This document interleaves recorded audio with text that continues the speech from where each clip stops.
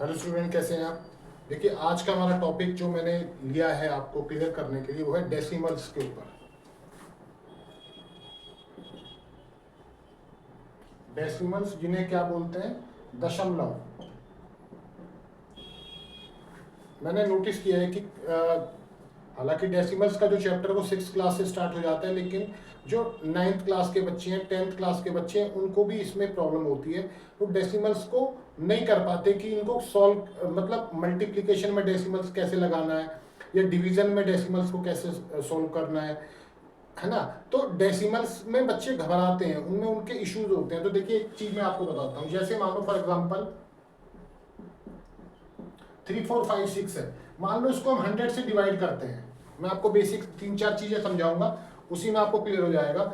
3 4 5 6 को 100 से हम डिवाइड कर रहे हैं। तो डिवाइड में हमने देखा कि 2 जीरो है, तो 2 जीरो को यदि हम हटाएंगे तो डेसिमल कहाँ पे आएगा, यहां से इस साइड चलेगा, यानी राइट से लेफ्ट साइड चलेगा। तो इसका आंसर क्या आएगा, मतलब 2 के बाद हम डेसिमल लगाएंगे तो ये आएगा 34.56। फॉर एग्जाम्पल हमारे पास है 756 अपॉन 1000। तो इसका आंसर क्या आएगा, क्या आएगा इसका आंसर, 756 है। तो जब 3 जीरो को हम हटाएंगे तो 1 2 3, इसका आंसर आएगा 0.756। क्लियर हो रहा होगा आपको। कोई भी चीज ऐसे मान लो 2/1000 है, तो इसका मतलब क्या आएगा, इसको जब लिखेंगे आप 2/1000 है, तो 1 2 3 जीरो है, तो 0.12,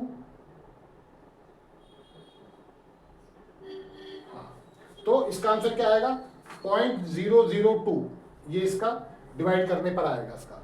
जैसे मान लो 50/100 है, 1 जीरो से 1 जीरो कैंसिल हुई। अब जीरो जो क्या बचा है यहाँ पर 5/10, इस जीरो को हटाएंगे तो यहाँ पे क्या आएगा इसका आंसर 0.5। इस तरीके से डेसिमल्स को हम, ये डिवीजन के केस के रिगार्डिंग है, मैंने आपको ये डिवीजन के केस के रिगार्डिंग बताया है, ये डेसिमल्स को कैसे हटाना है। अब देखिए मल्टीप्लिकेशन की बात देखते हैं। डिवीजन में क्या था, जब डिवाइड कर रहे हैं तो डेसिमल्स राइट से लेफ्ट की तरफ चल रहा है, लेकिन जब हम मल्टीप्लाई करते हैं, मल्टीप्लाई के केस में क्या होता है,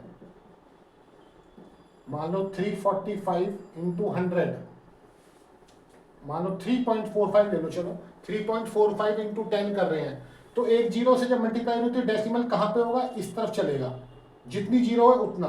3.45 की जगह क्या हो जाएगा 34.5। ठीक है। उसके बाद 65.8 इंटू 100 मान लो मल्टीप्लाई कर रहे हैं, तो 2 के बाद तो है ही है, और 2 जीरो जब मल्टीप्लाई करेंगे तो क्या होगा 6 5 8, और क्योंकि एक जीरो और है तो यहाँ पे आ जाएगा 6580। तो इस तरीके से मल्टीप्लाई में करते हैं। मान लो जैसे मेरे पास है 0.756 इंटू 100। अब यहाँ पर पहले ही 0.756 है, जब 100 से मल्टीप्लाई करेंगे तो क्या हो जाएगा, ये यहाँ पे इसका आएगा 75.6, इस तरीके से। तो मल्टीप्लाई के केस में इसमें होता है। ये मैंने आपको एक छोटा सा एग्जांपल दिया है, बाकी इनकी आप प्रैक्टिस कीजिए, खुद प्रैक्टिस करोगे तो ज्यादा कोई भी चीज ये क्लियर हो जाएगी। अब एक चीज और देखिए, जैसे कई बार बच्चे कंफ्यूज होते हैं कि सर 25.6 इंटू 6.5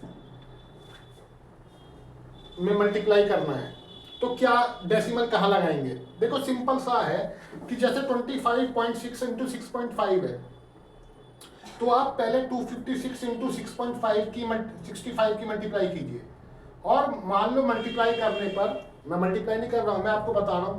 फॉर एग्जांपल कोई नंबर ऐसे आता है, ये नंबर आ गया x x x, तो आप ये देखो कि यहाँ पर कितने के बाद है, 1 के बाद यहाँ पर डेसिमल लगा हुआ है, 1 के बाद यहाँ, तो यहाँ पर सीधे आपका 2 के बाद डेसिमल आ जाएगा। क्लियर हो गया, 2 के बाद, मतलब जो भी मल्टीप्लाई करके आए पहले उसको लिख लो, और यहां से मान लो for example x x x x x ये आ गया। अब आपने देखा कि 1 के बाद ये डेसिमल एक यहाँ पे, तो 2 के बाद डेसिमल लगा दो। जो भी डायरेक्ट मल्टीप्लाई, अब मल्टीप्लाई तो आपको आती होगी, इसमें ये मत पूछना कि मल्टीप्लाई कैसे करना है, पर सीधे 2 के बाद आप डेसिमल लगा दो। जैसे मान लो 35.8 इंटू 3.5 है, तो जो भी इसकी मल्टीप्लाई आए, मान लो फॉर एग्जाम्पल मल्टीप्लाई आ जाती है Y Y Y Y Y. तो आपको देखा आपने एक के बाद यहाँ डेसिमल है और एक के बाद यहाँ डेसिमल है, तो 2 के बाद यहाँ पर डेसिमल आ जाएगा। होपफुली आपको जानकारी क्लियर हुई होगी कि डेसिमल्स को इनकी प्रैक्टिस कीजिए तो आपको ये और अच्छे से क्लियर हो जाएंगे, खुद करके देखोगे तभी आएंगे। होपफुली आपको जानकारी अच्छी लगी होगी। तो जानकारी अच्छी लगे तो चैनल को सब्सक्राइब करें, फॉलो करें, वीडियो को लाइक करें, शेयर करें, कमेंट करें, और फर्दर किसी टॉपिक पे आप जानना चाहते हैं तो हमें कमेंट करके बता सकते हैं। Thank you very much.